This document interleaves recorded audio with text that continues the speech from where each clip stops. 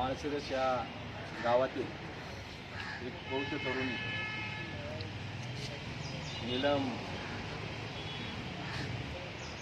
महेंद्र गायकवाड हिचा गळा आवळून एका नराधमाने, ज्याचं नाव आहे अनिकेत विष्णू जाधव, या नराधमाने अतिशय निगरूनपणे खानवडी येथे जो सौर प्लांटचा जो प्रकल्प आहे त्या प्रकल्पामध्ये त्याची दादा अतिशय निगरूनपणे त्याने तिची हत्या केली. तिची हत्या केल्यानंतर हा इसम, हा नराधम जेजुरी पोलीस स्टेशनला जाऊन हजर होतो आणि जेजुरी पोलीस स्टेशनला हजर झाल्यानंतर तिथले संबंधित पोलीस यंत्रणा, तिथले PI त्याला घेऊन घटनास्थळी येतात आणि घटनास्थळी आल्यानंतर संबंधित युवतीला सासवड येथील रुग्णालयामध्ये घेऊन येतात. ही मुलगी कॉलेजमधून हा घेऊन गेला, किती वाजता घेऊन गेला, तिथं कधी नेली, कधी तिला मारली, त्याच्यानंतर तो किती वेळ त्या प्रेताशी काय करत होता, म्हणजे ही निश्चितच महाराष्ट्राला नव्हे संपूर्ण भारत देशाला काळिंबा फासणारी घटना आहे. ही विकृतीची प्रचंड मोठी विकृती आहे, इतकंही सोपा विषय नाही. याच्यामध्ये या घटनेच्या मुळाशी गेलं तर थंड डोक्याने केलेला हा एक खून आहे असं मला वाटतं. या ठिकाणी पुणे जिल्ह्यातील सर्व सामाजिक संघटनांनी या ठिकाणी येऊन पोलीस स्टेशनला, या पोलीस स्टेशनचे उपविभागीय अधिकारी जे गौर साहेब आहेत DYSP, त्यांना आपण निवेदन दिलेलं आहे. निवेदनाच्या माध्यमातून आम्ही त्यांना हे सांगितलेलं आहे की आमच्या भावना तीव्र आहेत, महाराष्ट्रभर याचं लोन पोचलेलं आहे. तुम्ही आरोपीला अटक केली नाही तर आरोपी स्वतःहून तुमच्या तिथं हजर झाला. काही प्रसारमाध्यमांना माझी विनंती आहे की चुकीच्या पद्धतीच्या बातम्या छापू नका. जर आरोपी स्वतःहून पोलीस स्टेशनला हजर झाला असेल तर तातडीने आणि वेगाने कारवाई करून पोलिसांनी त्यांना अटक केलं असं अजिबात म्हणू नका. कारण तुम्ही लोकशाहीचा चौथा आधारस्तंभ आहे, तुम्ही जनसामान्य सर्वसामान्य लोकांचा चौथा आधारस्तंभ आहे. म्हणून माझं सांगणे जे आहे ते स्पष्टपणे तुम्ही लिहा, त्याच्यामध्ये मांडा.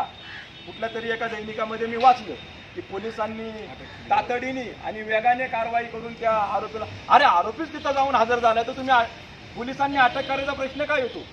पोलिसांनी त्याला पकडलं तिथं आणि तिथून येऊन शहानिशा करून ते प्रेत ताब्यात घेऊन नंतर पुढची कारवाई सुरू झाली. दुसरा विषय असा आहे की या आरोपीचे जे वडील आहेत, या आरोपीचे वडील जे आहेत विष्णू जाधव, यांच्यावर यापूर्वी MPD अंतर्गत कारवाई झाली होती, मोका अंतर्गत. म्हणजे निश्चितच हे कुटुंब गुन्हेगारी पार्श्वभूमीचं आहे आणि गुन्हेगारी पार्श्वभूमीचं असणारं हे कुटुंब. म्हणून आमच्या सर्वांना संशय आहे की हा पोरगा जेजुरी पोलीस स्टेशनलाच हजर का झाला. म्हणजे जेजुरी पोलीस स्टेशनला हजर झाला याचा अर्थ आताही त्या विष्णू जाधवचे अमोलदादा परमिट रूम चालू आहे आणि परमिट रूममध्ये अवैध दारू विक्री आहे. नुसती परमिट रूमला जे मान्यताप्राप्त दारू आहे तीच विकली जात नाही आता तिथं, तर इतरही हातभट्टीपासून बाकीचे दारू विकले जात असतील आणि तिथले हप्ते तिथल्या जेजुरी पोलीस स्टेशनला निश्चितच मिळत असतील. नक्कीच. त्याच्याशिवाय कोणाच्या तरी आशीर्वादाशिवाय हा प्रकार घडलेला नाही. म्हणून आमचं असं म्हणणं आहे की संबंधित पोलिसांचे जे कॉल डिटेल्स आहेत त्यापूर्वीचे म्हणजे पोलीस एक्साईजवाल्यांचे जे अधिकारी कर्मचारी असतील दादा, त्यांचे सुद्धा कॉल डिटेल्स चेक केले पाहिजेत आणि यांना तर फाशीची शिक्षा झालीच पाहिजे. मुलाच्या वडिलांना तर सहआरोपी केलाच पाहिजे. परंतु या प्रकरणामध्ये इतरही आणि कोणी असतील त्या सगळ्यांवर आरोपी म्हणून त्यांना अटक करून त्यांनाही फाशीच्या शिक्षेपर्यंत पोहोचवावी आणि निपक्षपातीपणे याची सगळी कारवाई करून त्या कुटुंबाला, आता त्या पीडित कुटुंबाच्याबद्दल सांगतो, गेल्या 1-1.5 वर्षापूर्वी त्या मुलीची आईसुद्धा वारलेली आहे. आता ही मुलगी मिली, आता त्या घरामध्ये फक्त तो मुलगा आणि तिचा बाप, तिचा पोटा पाण्याचा प्रश्न आहे. उद्या त्या दोघांना भाकर तुकडा कोण करून घालणार? आपण आता सांत्वन करू, आपण आता लाईव्हच्या माध्यमातून बोलू, परंतु जे भोगायचे दादा ते प्रत्यक्ष त्या कुटुंबाला भोगायचे. म्हणून माझी अशी मागणी आहे त्या कुटुंबाचं लवकरात लवकर पुनर्वसन करण्यात यावं. जो आता नवीन जी आर आला आहे, जे आता साहेबांशी आपली चर्चा झाली, की त्या कुटुंबातील एका व्यक्तीला नोकरी दिली जाईल. नोकरी देऊन हा प्रश्न भागणार नाही, हे दुःख परत म्हणजे हे दुःख मिटणार नाही, परंतु त्यांचं पुनर्वसन केलं पाहिजे आणि लवकरात लवकर तिथल्या एका मुलाला सरकारी नोकरी दिली पाहिजे. म्हणजे मुलाला, वडिलांचं तर वय झालं, मुलगा अजून म्हणजे शिकतोय, त्याला सरकारी नोकरी देऊन त्यांचं कुटुंबाचं व्यवस्थापन केलं पाहिजे, अशी माझी आमच्या सर्वांच्या वतीनं मागणी आहे. आरोपीला फाशीची शिक्षा झालीच पाहिजे आणि या प्रकरणामध्ये जे जे गुन्हेगार सामील असतील त्या सर्वांवर कारवाई करावी. दुसरा विषय असा आहे, माळशिरस ग्रामस्थ सुद्धा आक्रमक आहेत. माळशिरस ग्रामस्थांना सुद्धा या बाबतीत प्रचंड त्रास आहे आणि सर्व गावाच्या शांततेचा, पुरंदर तालुक्याच्या शांततेचा आणि सुरक्षेचा विचार करून पोलिसांनी कारवाई करावी, अशी मी या आपल्या सर्वांच्या वतीनं बहुजन हक्क परिषदेचा संस्थापक अध्यक्ष या नात्याने आणि जे संघटना सहभागी झाले त्या सर्व संघटनांच्या वतीनं मी नम्र असं निवेदन करतो, विनंती करतो, जर तपास योग्य दिशेने झाला नाही तर याचं लोन महाराष्ट्रभर पसरेल आणि त्याची सर्वच जबाबदारी पोलीस प्रशासनावर राहील. आणि मी या ठिकाणी थांबतो. पुरंदर तालुक्यातील सर्व सामाजिक संघटना माळशिरस येथील मयत तरुणी नीलम महेंद्र गायकवाड तिच्या मृत्यूस जबाबदार असणारे आरोपी अनिकेत जाधव व त्याचे वडील विष्णू जाधव या अनिकेत जाधवच्या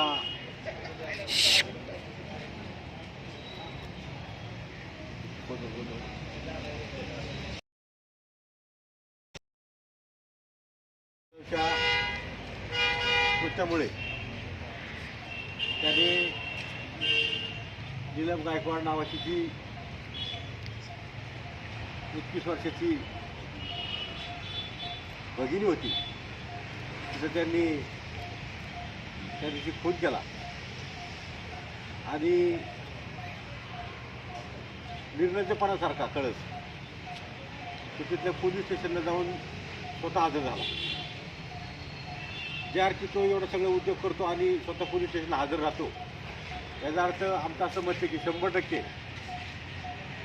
त्याचे काहीतरी पोलीस स्टेशनची त्या लागेमध्ये असणार आहे, त्याशिवाय तो एवढी मोठी डेअरिंग करू शकत नाही. तो कुठल्या समाजाचा जसा आहे ह्याच्याशी आपल्याला काय घेणं नाही. तो विकृती त्यांनी 100% त्याचं इथे किती मोठे प्रेम होतं हे प्रेम नाही आहे, कारण प्रेमामध्ये कुणाचा जीव घेतला जात नाही, त्यामुळे विकृतीच आहे आणि त्यामुळे त्याच्यावरती तर कारवाई झालीच पाहिजे. परंतु त्याच्यासोबत ह्या गोष्टी घडण्यासाठी असणारे त्याचे सहकारी त्याचे वडील असतील किंवा दुसरे आणि कोण जरी समजा सपोर्ट करणारे असतील तर त्यांच्यावर देखील या ठिकाणी गंभीर गुन्हा दाखल झाला पाहिजे आणि याला फाशीचीच शिक्षा झाली पाहिजे. मला असं सांगायचं आहे की त्याला दुसरी कुठली शिक्षा न होता त्याला फाशीचीच शिक्षा झाली पाहिजे आणि त्याच वेळेस खरं त्या भगिनीला नाही मिळणार आहे. तर मी तालुक्यातील सर्व संघटनेच्या वतीनं आज या ठिकाणी आम्ही DYSP ऑफिसला निवेदन देण्यासाठी आलो होतो. आम्हाला DYSP साहेबांकडून फार मोठ्या अपेक्षा आहेत की त्यांच्याकडून नक्कीच आम्हाला न्याय मिळेल. त्यासाठी आम्ही सर्व या ठिकाणी त्यांना निवेदनासाठी आलो होतो आणि त्याच्यावरती नक्कीच कारवाई होईल अशी मी अपेक्षा बाळगतो, थांबतो आणि जास्तीत जास्त कशी कारवाई होईल यासाठी पोलीस प्रशासनाने प्रयत्न करावे अशी मी त्यांना विनंती करतो. नीलम गायकवाड 21 वर्षाची तरुणी, तिची निर्गुण हत्या करण्यात आली. याच्या निषेधार्थ आणि आरोपींना कठोरात कठोर शिक्षा व्हावी यासाठी सर्व सामाजिक संघटना, त्याच्यामध्ये सुनीताच्या असतील, सर्वच असतील, या सर्वांच्या उपस्थितीत प्रत्येक संघटनेचे प्रतिनिधी म्हणून आज आम्ही DYSP साहेब गौसाहेब यांना निवेदन दिलेलं आहे की आरोपींना फाशीची शिक्षा व्हावी आणि जे कोणी त्याच्यामध्ये सहभागी आहेत त्यांच्यावर कठोर एकीकडे देश म्हणतो की आपण म्हणतो की बेटी बचाव देश घडाव, पण हे उलटं समीकरण व्हायला लागलेले की आमची बेटीच नाही शिकली जाते, जिच्या हाती पाळण्याची दोरी ती साऱ्या जगाचा उद्धार करी, तिला संपुष्टात आणायची.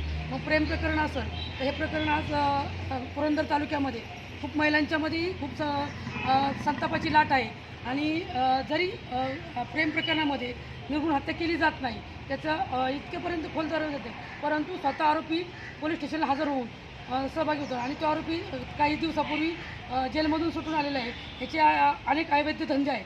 याच्यावरही पोलीस प्रशासनाने लक्ष देऊन यांच्या वडील असतील, त्याचं कुटुंब असेल, याच्यात जो जो कोणी सहभागी असेल त्यांच्यावर कठोर शिक्षा होऊन त्यांना फाशी शिक्षा होईल हीच आमची सर्व संघटनांच्या वतीने गौरसाहेबांना ग्वाही. सासवड या ठिकाणी सर्व संघटनेच्या वतीनं पोलीस उपअधीक्षक गौरसाहेब यांना सर्व सामाजिक संघटनेच्या वतीनं एक निवेदन देण्यासाठी इथं आलो. खरं तर काही 1-2 दिवसापूर्वी या पुरंदर नगरीमध्ये, तसं पुरंदर नगरीचा इतिहास पाहिला तर ही नगरी क्रांतीवीरांची नगरी आहे आणि अशा शूरांच्या, वीरांच्या आणि क्रांतिकारकांच्या भूमीमध्ये फक्त पुरंदर तालुक्याला नव्हे तर संबंध महाराष्ट्राला काळिंबा फासणारी एक घटना घडली. या घटनेने सर्व महाराष्ट्रामध्ये एक भीतीचं वातावरण निर्माण झालेलं आहे.